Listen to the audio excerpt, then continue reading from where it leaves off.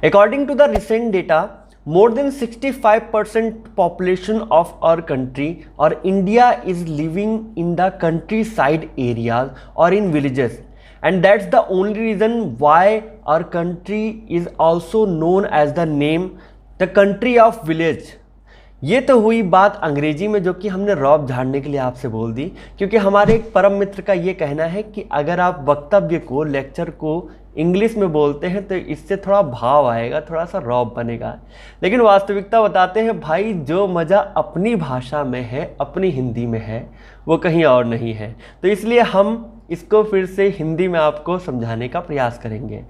कहने का तात्पर्य मात्र इतना है कि क्रिसेंट के डेटा के अनुसार, एक हाल ही में प्रकाशित एक डेटा के अनुसार ऐसा बताया गया है कि हमारे भारत की 65% से ज़्यादा आबादी, 65% से ज़्यादातर जनसंख्या जो है वो गाँव में रहती है। और यही एकमात्र कारण है जिसकी वजह से भारत को गाँव का देश कहा जाता है। और किसी एक महान आत्मा ने भी कहा है कि भारत की आत्मा गाँव में निवास करती है। इसीलिए अगर आपको भारत का विकास करना है तो आपको गाँव का विकास करना पड़ेगा। और गांव के बेहतर विकास के लिए हमने, जैसा कि आपको पहले की वीडियो में बताया, कि पावर का डिसेंट्रलाइजेशन, शक्तियों का विकेंद्रीकरण और उनका डेलीगेशन, उनका प्रत्यारोपण जो है वो आवश्यक होता है, वो ज़रूरी होता है। और इसी कड़ी में, क्योंकि हमने अपनी प्लेलिस्ट स्टार्ट करी है लैंड लॉ और जो हम लोग का यूपी पंचायती राज एक्ट 1947 है, 1947, उसको स्टार्ट करा है, तो ये उस कड़ी का दूसरा वीडियो है जहाँ पर आज के इस वीडियो में हम बात करने वाले हैं ग्राम सभा के बारे में। ग्राम सभा होता क्या है, ग्राम सभा की मीनिंग क्या है, इसकी डेफिनेशन क्या है, इसकी मीटिंग्स कैसे होती हैं, इनके फंक्शंस क्या क्या हैं, और इनसे रिलेटेड सारे के सारे पॉसिबल प्रोविजंस या संभावित प्रावधान। तो पंचायती राज एक्ट 1947 के प्लेलिस्ट के इस कड़ी के तीसरे वीडियो, जो कि आज हम बात करेंगे ग्राम सभा के बारे में, तो ग्राम सभा के इस वीडियो को बिना किसी अनावश्यक भूमिका के चलिए आरंभ से प्रारंभ करते हैं।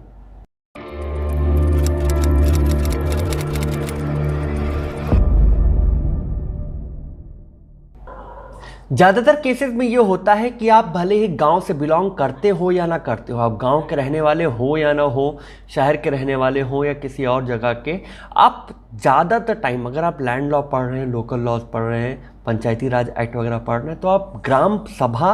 और जो ग्राम पंचायत है इनके बीच में बहुत ही दुर्दांत तरीके से, भयंकर तरीके से कंफ्यूज ज़रूर होते होंगे। और भाई कंफ्यूज होने वाली बात है भी। तो सामान्य शब्दों में आपको बता दें कि ग्राम सभा का मतलब वो सारे लोग आते हैं, इसके अंतर्गत वो सारे लोग सम्मिलित होते हैं जहां पर एक गांव से मिलकर ग्राम सभा बनती है तो एक गांव की, और नहीं तो अगर कई सारे गांव से मिलकर एक ग्राम सभा बनी हुई है तो उन कई सारे गांवों के अंतर्गत रहने वाली जनसंख्या सम्मिलित होती है, जिनके नाम वहां के जो मतदाता सूची है, जो उनका एक इलेक्टोरल रोल है, वहां पर उसमें अंकित होता है, रेड्यूस होता है। यानी कि किसी एक ग्राम सभा के अंतर्गत वो सारे लोग जो कि वहां पर उसके एरिया में निवास करते हैं और जिनके पास अपना आधार कार्ड है, जिनका नाम मतदाता सूची में है, तो वो सारे कुल मिला के उस ग्राम सभा के सदस्य माने जाएंगे। अब इससे आपको इतना तो चीज़ समझ में आ गया होगा कि किसी ग्राम सभा का सदस्य बनने के लिए आपको किसी विशेष अर्हता से होकर, किसी स्पेशल क्वालिफिकेशन से होकर नहीं गुजरना पड़ता।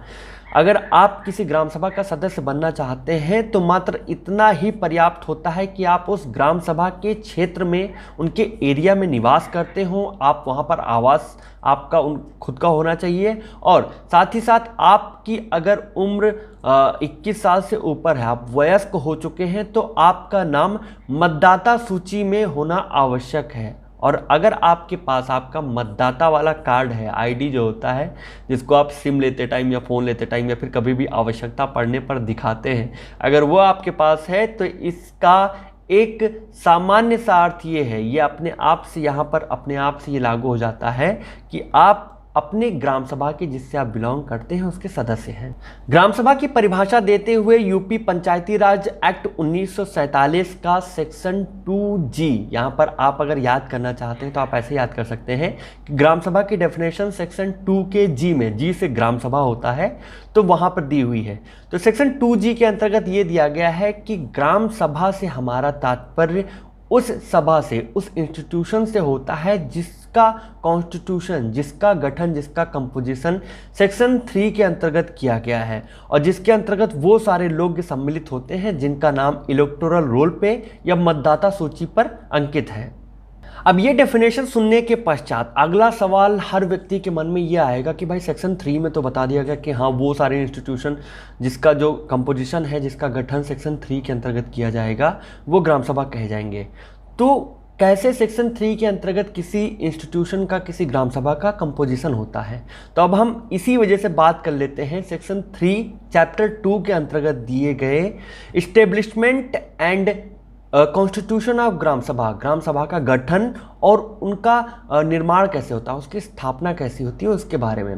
तो इसके बारे में सेक्शन 3 के अंतर्गत ये प्रोविज़न दिया गया है कि स्टेट गवर्नमेंट अपने ऑफिशियल गैजेट के द्वारा उसमें प्रकाशित करने के पश्चात किसी एक ग्राम को, जो कि काफ़ी बड़ा है, जिसमें ढेर सारी जनसंख्या रहती है, या फिर ये अगर पर्याप्त नहीं है तो कई सारे गाँवों को मिला के 2, 3, 4, 5 छोटे गाँवों को मिलाकर एक ग्राम सभा को स्थापित करेगी। और अगर ऐसी कंडीशन में ग्राम सभा बनाया जाता है तो जिस ग्राम का, जिस गांव की जनसंख्या ज़्यादा होगी, जहां पर लोग ज़्यादा होंगे और जो बड़ा होगा, उसी के नाम से उस ग्राम सभा को संबोधित किया जाएगा।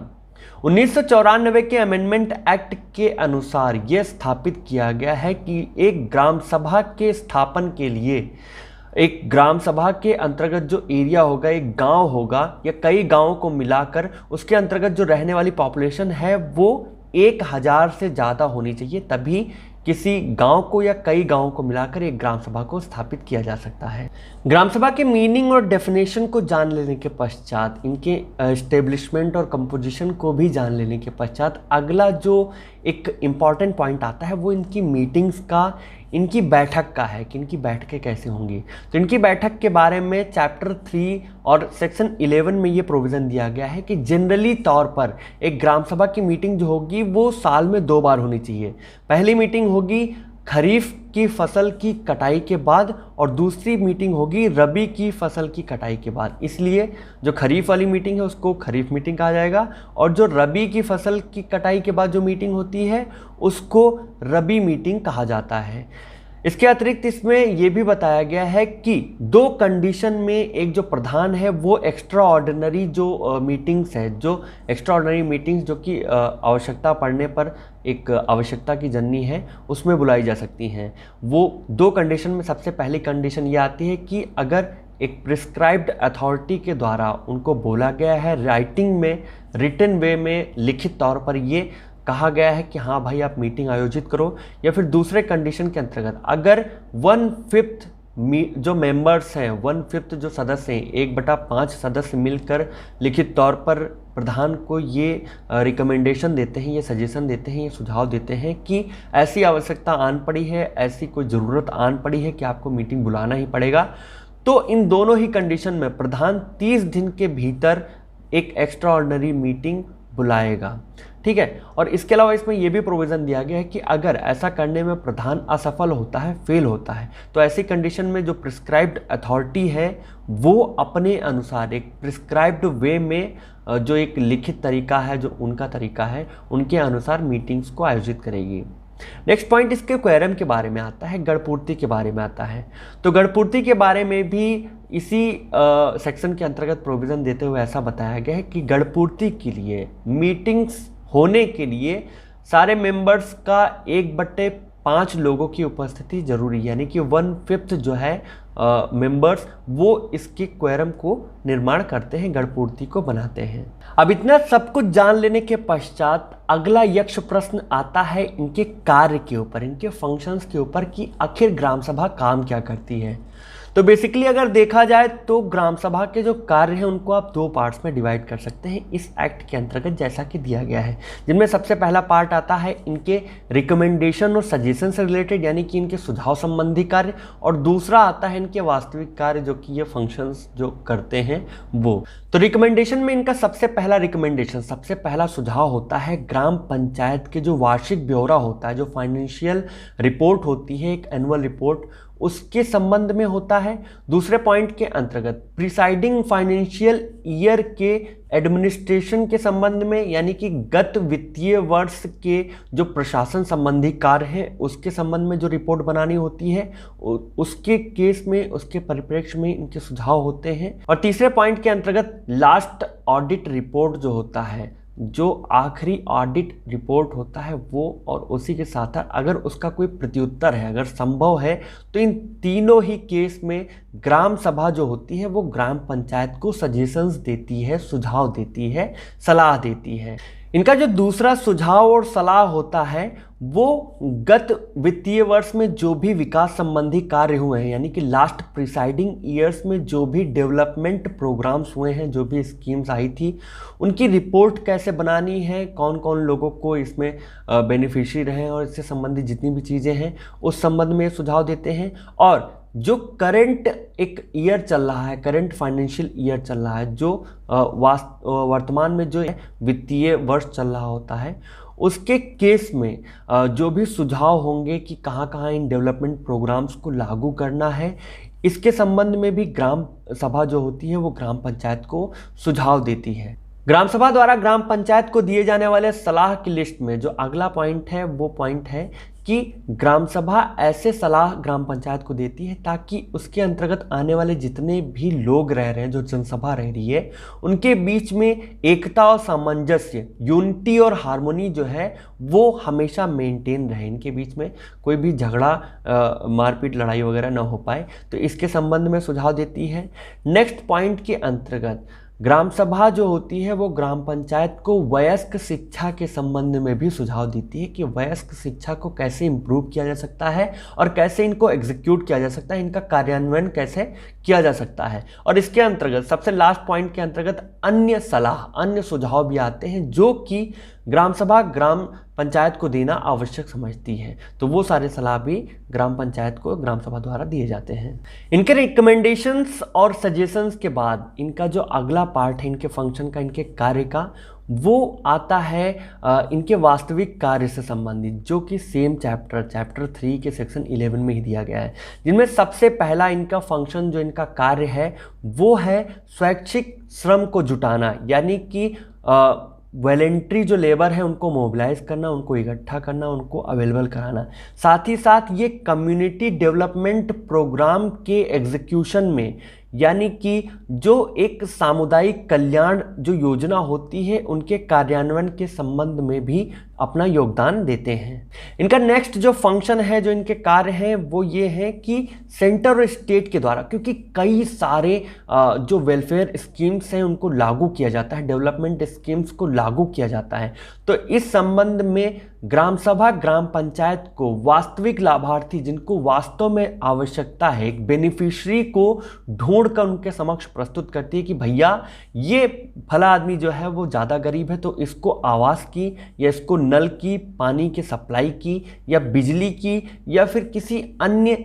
जो चीज़ है जो कि लाभार्थी स्कीम के अंतर्गत, बेनिफिशियरी स्कीम के अंतर्गत आता है, वो सब इनको दिया जाना चाहिए, ये इसके हकदार हैं। तो ये काम भी ग्राम पंचायत जो है वो ग्राम सभा की मदद से ही करती है, इसलिए ये काम भी ग्राम सभा का ही माना जाता है। और सबसे लास्ट में जो इनका लास्ट फंक्शन है वो ये है कि एक ग्राम सभा ग्राम पंचायत को जितने भी डेवलपमेंट प्रोग्राम्स और वेलफेयर स्कीम्स होती हैं उनके कार्यान्वयन में, उनके एग्जीक्यूशन में, उनको वास्तविक तरीके से धरातल में लाने में जितना भी यथासंभव मदद होती है, सहायता होती है, वो करके उनको मदद करती है, अपना कार्य संपन्न करती है। क्योंकि बिना ग्राम सभा की हेल्प के, बिना उनके असिस्टेंस के, बिना उनकी सहायता के ग्राम पंचायत अपने कार्यों को नहीं कर पाएगी। तो ये था यूपी पंचायती राज एक्ट 1947 के अंतर्गत दिया गया गांव सभा का, उनका मीनिंग, उनके डेफिनेशन, उनके एस्टेब्लिशमेंट, उनके कंपोजिशन, उनके फंक्शंस, उनकी मीटिंग, उनके क्वेरम।